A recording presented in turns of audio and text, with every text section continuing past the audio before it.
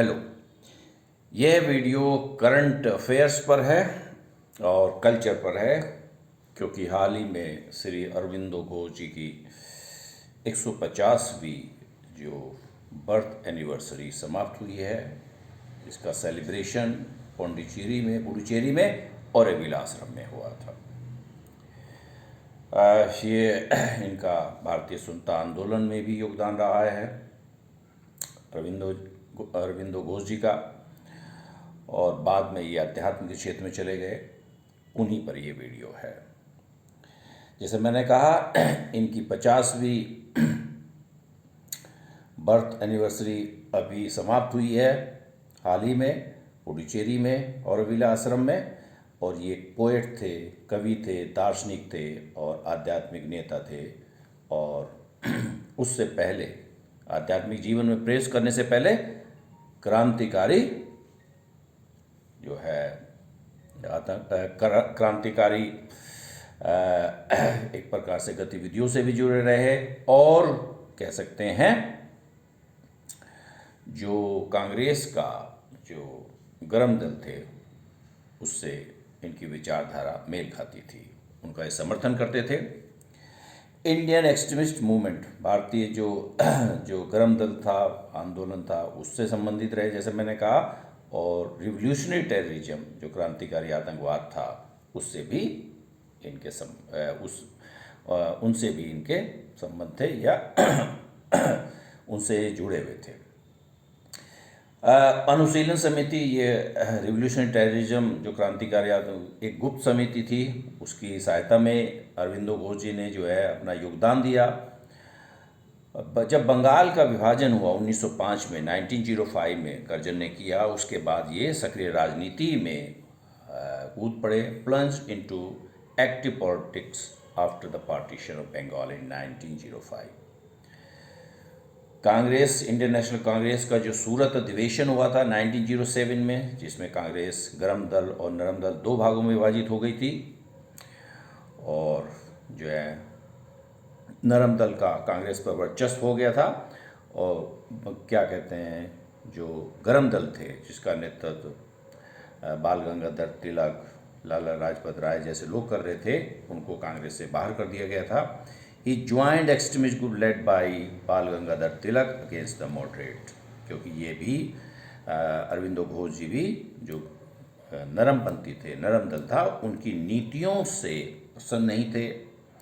और इसीलिए जो गरम दल था कांग्रेस का, जिसका नेतृत्व बाल गंगाधर तिलक जैसे लोग कर रहे थे, उनके साथ ये जुड़ गए।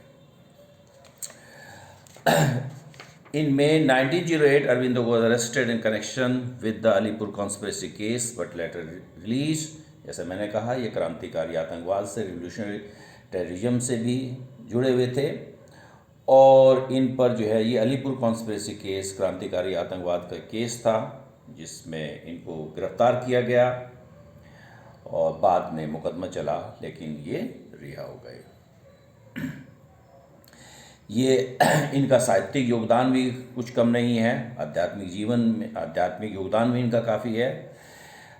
न्यू लैंड्स फॉर ओल्ड, ये बहुत इम्पोर्टेंट है। ये एक आर्टिकल्स की जो है एक सीरीज थी, एक श्रृंखला थी, जो इंदु प्रकाश में प्रकाशित होती थी, जिसमें ये इम्पोर्टेंट है, यूपीएससी ने इसको पूछ चुकी है। New lamps for old basically ये लेख आर्टिकल्स की एक श्रृंखला, जैसे मैंने कहा, थी, जिसमें इन्होंने जो है जो कांग्रेस का, इंडियन नेशनल कांग्रेस का जो नरम दल था, नरम धड़ा था, उसकी नीतियों की आलोचना की थी।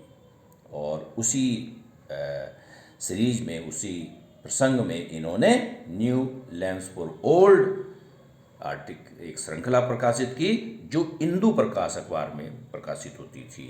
New lamps for articles written by him in Indu Prakash criticising moderate policy of the Indian National Congress. जैसे मैंने कहा, ये जो गरम दल से जुड़े हुए थे, Lala Lajpat Rai, BC Pal and बाल गंगाधर तिलक, तो इसीलिए ये जो है, ये वो ग्रुप था कांग्रेस का जो नरम दल की जो नीतियां थी उसके उससे संतुष्ट नहीं थे। Open revolt and complete independence, इन्होंने युगांतर जो है रिवोल्यूशनरी टेररिज्म से जुड़ा हुआ अखबार था ये, 1906 में इस पर इस अखबार में इन्होंने अपनी बात रखी। क्या कहा? Open revolt and complete independence, खुला विद्रोह और पूर्ण शुद्धता की बात की इन्होंने। ये जैसे पत्रकारिता से भी जुड़े रहे, इन्होंने वंदे मातरम जो अखबार जो है बीसी पाल के द्वारा स्थापित हुआ था, उसमें जो है संपादक का रूप में भी काम किया श्री अरविंदो घोष जी ने। अच्छा, स्टार्टेड 2 वीकली, इन्होंने 2 साप्ताहिक पत्र भी जारी करे, अर्थात नेमली कर्मयोगिन इन इंग्लिश एंड धर्म इन बंगाली। कर्मयोगी अंग्रेजी में थी और धर्मा बंगाली में थी। 1914 में 1914 में इन्होंने एक फिलॉसफिकल मैगजीन, एक दार्शनिक पत्रिका का भी प्रकाशन आरंभ किया जिसका नाम था आर्या। ये जाने माने विद्वान थे, इन्होंने बहुत सारी किताबें लिखी, बहुत सारे एसेज लिखे, तो उनकी ये लिस्ट है। Essays on the Gita 1922, collected poems and plays 1942, synthesis of yoga 1948, the human cycle 1949, the ideal of human unity 1949, बहुत important Savitri, a legend and a symbol 1950। ये लेजेंड जो है, अ लेजेंड एंड सिंबल, ये सावित्री इनकी बहुत इंपॉर्टेंट बुक है। और भी एक दो हैं जो अक्सर एग्जाम में आती है। इन्होंने आध्यात्मिक, जैसे मैंने बताया कि ये गर्म दल से जुड़े रहे, क्रांतिकारी आतंकवाद से भी इनके संबंध थे, एक्सट्रीमिस्ट और रिवोल्यूशन टेररिज्म से इनकी सिंपैथी थी, उनसे जुड़ाव था। लेकिन बाद में इन्होंने सक्रिय राजनीति से जो है संन्यास ले लिया और ये आध्यात्मिक जीवन में प्रवेश कर गए। After 1910 he became a spiritual reformer, एक आध्यात्मिक सुधारक के रूप में उभर के आए। His important works like life divine, ये भी एग्जाम में आती है, अक्सर आती है, life divine, essays on Gita, synthesis of yoga and the epic poem Savitri, जैसे पिछले पेज पे हमने पढ़ा था, सावित्री लाइफ डिवाइन अक्सर आती है एग्जाम में। ये इनकी महत्वपूर्ण कृतियाँ थी। इन्होंने एक नए प्रकार का योग प्रणाली को कह सकते हैं विकसित किया, डेवलप किया, उसको इंटीग्रल योगा कहते थे। इन्होंने एक समुदाय की स्थापना करी, कम्युनिटी ऑफ स्पिरिचुअल सीकर, जो आध्यात्मिकता की तलाश है, आध्यात्मिक जीवन में रुचि रखते हैं या उसकी खोज करते हैं, उसका एक समुदाय की स्थापना की, विच टुक शेप एज द अरविंदो आश्रम इन 1926 विथ मेरा अल्फासा, जिस बाद में ये समुदाय एक आश्रम के रूप में उभर के आया।